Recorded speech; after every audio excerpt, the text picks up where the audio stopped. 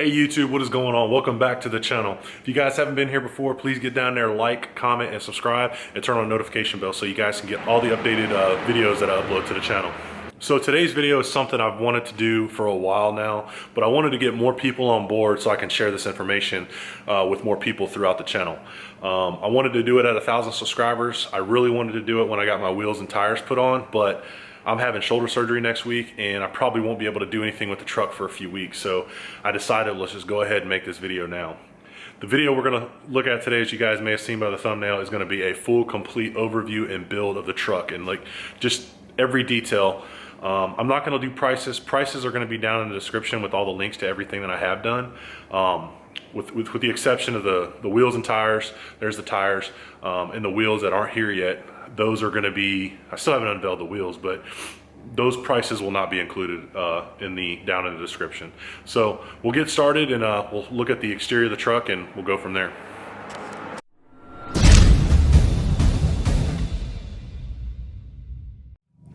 All right, so we'll start with the basics. What is it? It's a 2014 Ram 2500 with the Cummins. It's a Laramie package. It's got the painted to match bumpers. Everything is from the factory that way. So that's how she came.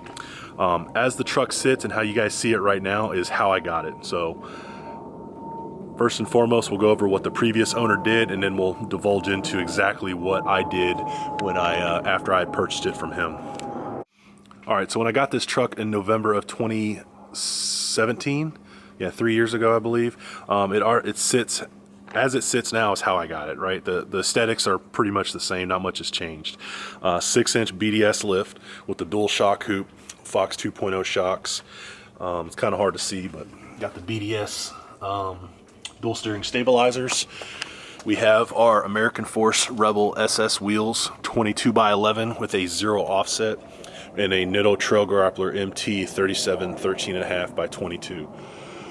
Some of the aesthetics that we have done, or that were still done when we got it, was you look over here, there's an A.R.E. tonneau cover. It's a hard tonneau cover. It's nice. It's not my thing, but it looks really, really good. The only thing I do not like about it is starting to rub on the body. As you guys see, I have like a little chip there, and on the other side I have one to match. Opening up the tailgate here, the shocks are starting to go out on it. Not a big deal, but we have a bed rug. The bed rug I'm a fan of these. It's not hard, it's not rough, it doesn't scratch up crap, and stuff doesn't slide. This carpet material actually holds things pretty good, and things don't go around everywhere. So very big fan of that. We do have the amp power steps on this thing. If you guys don't have these on your vehicle, you're 100% missing out. These are one of the best mods you can do, hands down. Just so much more creature comfort to get in and out of this thing. It did have the amp bed steps. There was one here, and then there was one back here by the bumper. I got rid of both of those. I just didn't like them. The only time I ever used them was for when I washed the truck itself. The dual shock hoop thing, it looks really, really good. A lot of people like it and they think it's cool looking, but I'm honestly thinking about taking out the dual shock hoop and going to a single shock with the resi, just to smoothen up the ride and just more function, I guess. Not function, but I guess just a more comfortable ride, not the aesthetics of it. One last thing I didn't cover that was done previously before I got the truck was this bumper light right here from Rigid Industries. It's a 20-inch light bar. I've probably used it 5 or 6 times since I've had the truck. I just don't see a need to actually use it and try to blind people when I'm driving.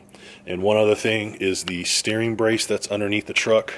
I don't know if we can see it real quick, but it's this bar right here that encapsulates the steering box to stabilize it on the frame.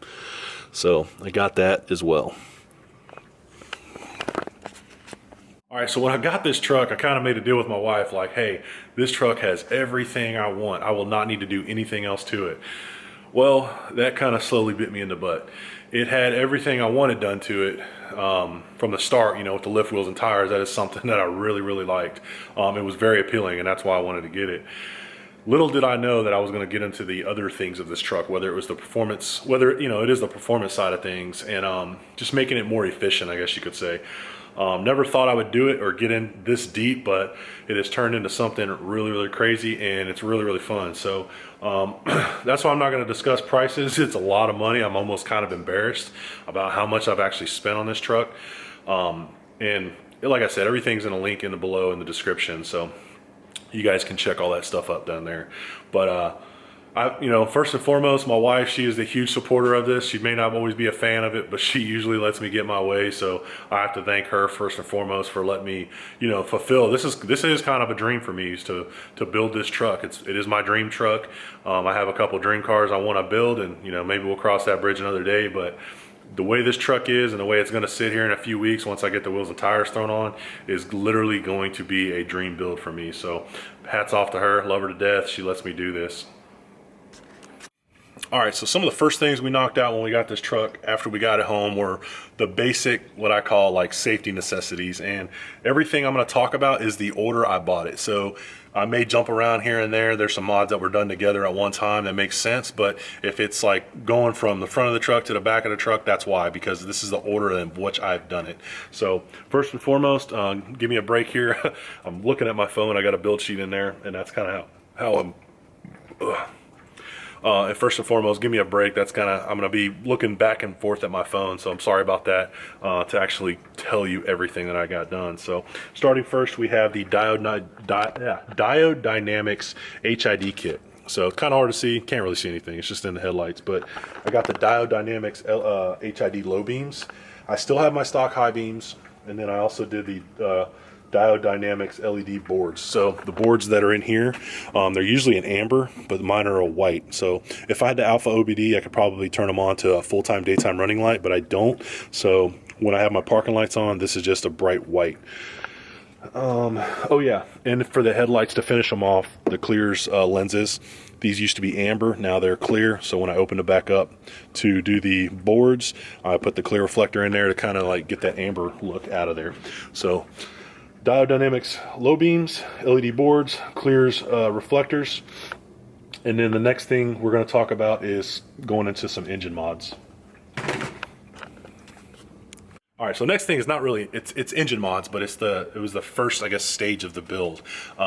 We did the deletes and made it emissions, incompliant, I guess you could say, but we took off all the EGR stuff, all the DPS stuff, and we did the tunes, the exhaust, and the EGR block off plates. That was next. All of that stuff is pretty much gone anyway now, except for the exhaust, since we still have the 5-inch Flow Pro exhaust hooked up to our 2nd gen swap, but that was it. So next thing we spent money on was a 5-inch, it's a 5 to a 7-inch tip for the exhaust. I wasn't going to spend $150 on like an MBRP one. I just bought a generic Amazon one for like 30 bucks. So got that here, put on. I've been through like 3 or 4 different sizes just to kind of mess around. They're 40 bucks. I buy them, I literally clean them up and sell them for exactly what I paid for. So it's not really a loss of revenue when it comes to that. I always just flip them for pretty much breaking even. Next thing we did was the CAT fuel filter relocation kit. So a lot of you guys know that there's a fuel filter bowl kind of like right in this vicinity over here on the side of the block. I got rid of that.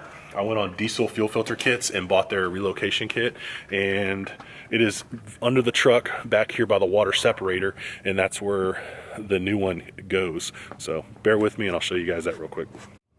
And all right, as you guys see right there, that's where it relocated to. The yellow one's my fuel filter. The red one is, I know it's blurry, but the red one's the Baldwin water separator. And I change those about every 10,000 miles. All right, so when I did that fuel filter delete, that was a mod that, one of the first mods I did, and there was kind of a new thing to the market. Like I watched Steve over at Beast Projects knock his out, so that kind of showed me, that's what I wanted to do. With that being said, we deleted the fuel filter bowl off the side of the block, and Fleece makes I guess a fuel filter bowl delete kit. It's just a billet block, really. Put that on the side of the block, and then I also got with Josh over at Dirty Diesels, and he made me a line that goes from the frame rail and comes all the way up to my CP3, since it bypasses that entire filter bowl element. So that was like another part that I had to buy. If you go on Dirty Diesel's website right now, I believe they have the entire kit for sale with the line and everything. It's a one-stop shop deal. All right, after we got the fuel filter delete, we pretty much, this is where we stepped into an entirely new realm and kind of started our new, like our build 2.0 of the engine. So that's when we did the second gen swap and the Banks intake horn and the Fleece coolant, WC Fab coolant tank, the Banks Monster Ram intake, Fleece coolant bypass. So that was all done at one time. So I'll show you guys up here real quick so you guys can take a look. Ended up going with this WC Fab kit just because it was highly recommended and the fit and finish was second to none. I like the high mount kits rather than the low mount kits like we did in the dually where it sits lower in the valley. We bring it up here. There's a spacer on the side of the steed speed there that clearances the compressor cover to the actual steed speed manifold exhaust, and it just looks really well, especially with the powder coating. I'm pretty sure WC Fab is the innovators of, you know, this powder coating and making it look all pretty under here. So for the turbo selection, we went with an S467 0.83 0.90 AR housing. It is a quick spooling turbo for my application. That's what the 0.90 housing makes it do that, along with the 0.83 turbine size. Obviously went with the steed speed manifold. They're just the best in the game. It's a beautiful, beautiful manifold. It is literally like a piece of art.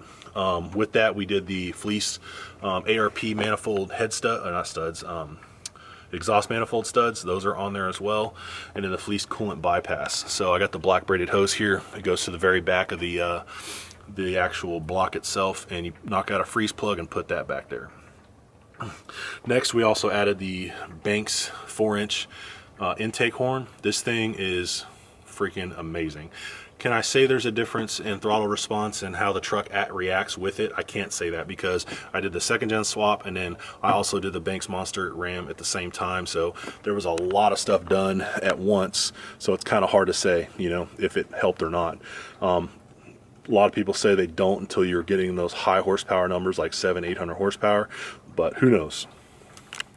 And I'll say this, this second gen swap, turbo swap, whatever you guys want to call it, was the biggest job I've ever done on a vehicle, other than a cold air intake and an exhaust system that was all bolt-in. So I just did a lot of research. I made sure I had all my bases covered. I made sure I had all the parts I needed because I didn't want to be stranded in the middle of this and have to take it to a shop for them to finish it. I did not want to be that guy. So I'm a I'm a mechanical kind of guy. I work in the military and I work on planes, and that stuff is just, it's a different ball game, I guess you could say, when it comes to the aviation side and, you know, obviously to the automotive side.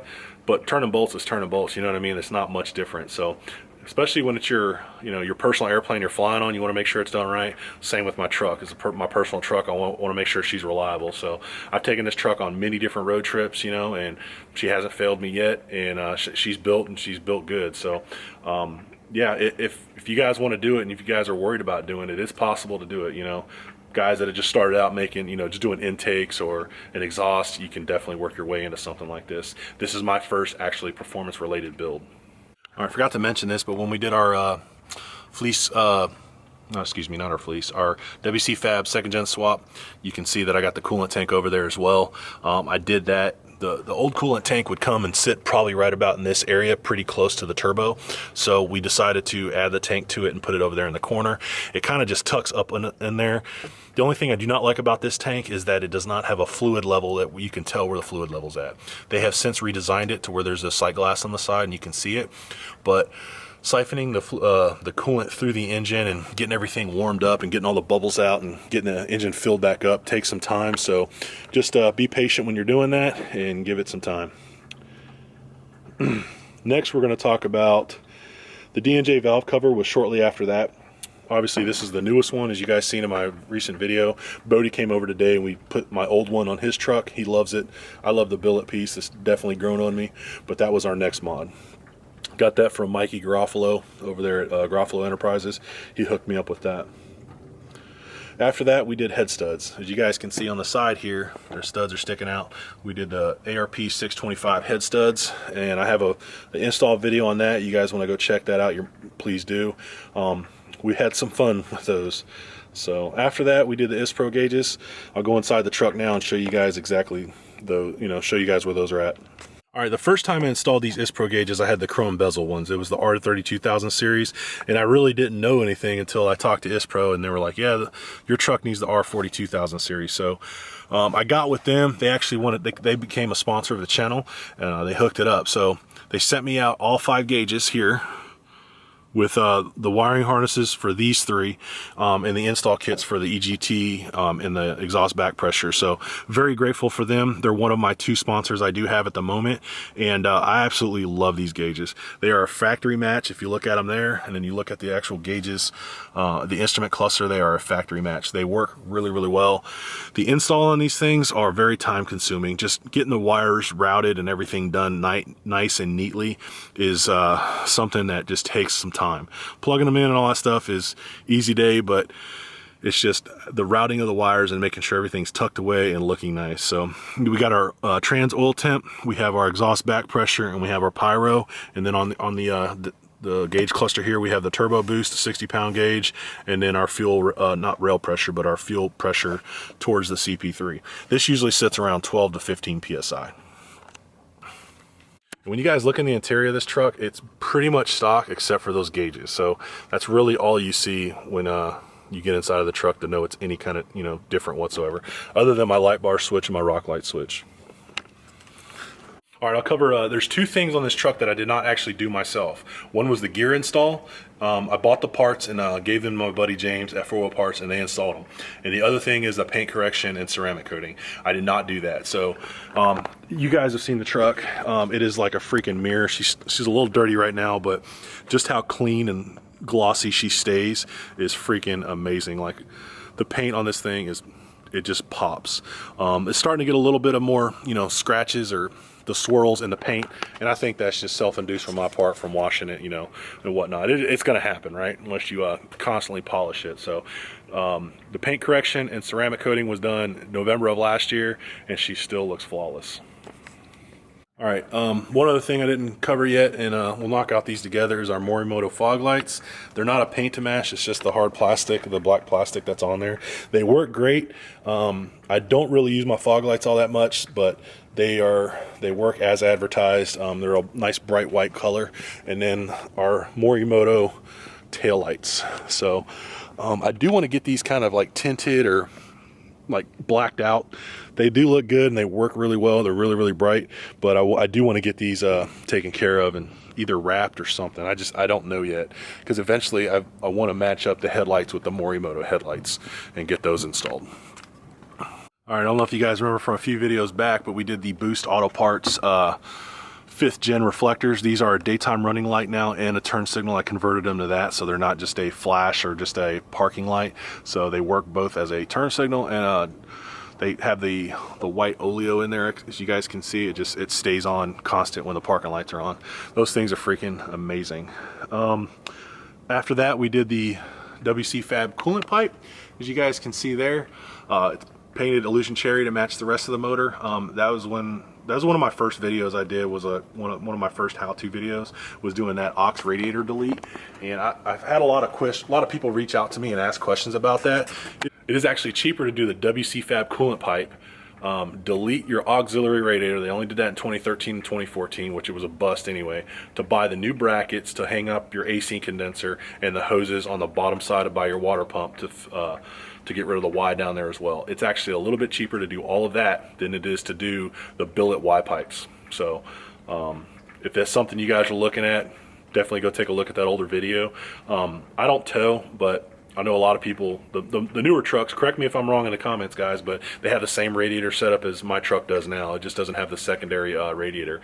And you know, when I'm driving my truck around, the most I see temp-wise is probably around 190, and that's when I'm on the highway. Obviously, the fleece coolant bypass has something to do with that, but it definitely keeps the temps down. I know there's not much to see here, but one of the best mods I have done was going to be the Nitro 430 gears. There's the Banks Monster, or not Monster, there's the Banks differential cover that works with it. The gears are freaking awesome. I have zero complaints, nothing but compliments on that, and they work really well. And since we're back here, I'll go ahead and cover. I got the hitch powder coated, the same color as the engine components, and it matches the actual Gen Y hitch that we have. All right, last thing we'll cover is the RevMax valve body that I got. I got the billet valve body with the RevMax deep dish pan. Once you up that line pressure and have that valve body installed, it is a completely different animal, and it feels 10 times more stable than it did. Highly recommend that. All right, one thing I didn't cover was we got these Wicked Manufacturing leveling kit that I haven't installed yet. I was gonna do it today, but my driveway is absolutely terrible when it comes to being how angled it is. I was gonna try to jack up the front end and slowly like disassemble the sway bar end link and the shocks and slip it in there, but it just didn't happen. So these parts I do not have installed yet, but they will be on the truck here before too long to help make way for these big old 375 40R24s and the new wheels. So those will probably be on hopefully within another week or two with the help of my friends or neighbors because of the actual shoulder surgery I have going on. And if you guys notice, I got this piece off of Rock Auto. This is the coolant neck. I might get this either polished or whatchamacallit, or powder coated to match the underside of the truck or the engine compartment. So still don't know what I want to do yet. Comment down below if you guys think I should polish it or actually powder coat it. All right, guys, that pretty much wraps up the mods that we have done to the truck. So we started with the stuff that was already there, and then since the stuff that I have added. There are some other things I want to do to the truck, but honestly, at this point where it's at, it is pretty much, to me, done. There's some wants out there. There's not really any needs, but some other things I want to do possibly in the future is like a low stall converter, a 17 blade low stall converter from RevMax, a billet flex plate to match, maybe a track bar or a sway bar from Thurin, looking at those as well. And like, once I start doing anything else with the motor, it kind of takes the truck in a whole new direction, and I'm not sure I want to do that. Like, this is going to be a daily driver forever. This is going to be hopefully a tow truck, not a tow truck, but like kind of my tow rig when I get into bigger and better things in the future. But once I start adding other things like fuel and more horsepower, that is something that I'm just like, it just takes the truck in a completely different direction, and I'm not sure I want to go in that direction right now, or if ever. So that's kind of where we're at. But everything that we just went over is everything that is done to the truck. And yeah, it doesn't seem like it's a lot, but all those mods almost equal up to a whole nother 4th gen pickup. It's disgusting. So told the wife the value, she was like, are you kidding me? So it is, the stuff is not cheap. Diesels are about 3 to 4 times more expensive to modify than an actual gasser, if you ask me, especially when it comes to performance stuff, and that stuff gets pricey quick. So the stuff that I thought about doing later on and coming up to do soon is something that is just, those are $4 grand for injectors. It's, if I wanted to do like a 12 millimeter or a dual CP3 setup, that's like $2,500. And then you got to start looking at the transmission, like actually building the transmission to hold that power. So, but like I said, those are just some things that just doesn't, I don't know if I want to go in that direction or if I ever will go in that direction with this truck, but who knows? I definitely want to keep making 6.7 content, whether it's with another truck or building a race truck in the future. We'll see. We just don't know what the future holds for us and what it's holding for us on this channel. So we're definitely going to keep doing things, whether it's to my truck, the dually, when Bodie comes over here working on his truck, or other viewers that are watching right now. If you guys need help doing something, bring it on over. We'll film it and put it on the channel. All right, guys, that is going to wrap up today's video. I hope you guys enjoyed it. It is a huge just review of everything, and not everything, but it's just a big overview of everything I have done to the truck. Like I said, I've been wanting to do this for a while. I didn't put prices out there for a reason. I think that's just something you guys can take a look in the description if you're really interested in, and add it up for yourself. But this truck is my dream truck. I am very grateful that I was able to build it as quick as I have, and yeah, I just wanted to share with you guys everything I have done. So once again, appreciate each and every single one of you guys. You guys are freaking awesome. Once again, if you guys haven't been here before, get down there, like, comment, and subscribe, and make sure you turn on the notification bell so every time we have a new upload, you're notified. So once again, thank you very much, and we'll see you guys on the next upload. Have a good one.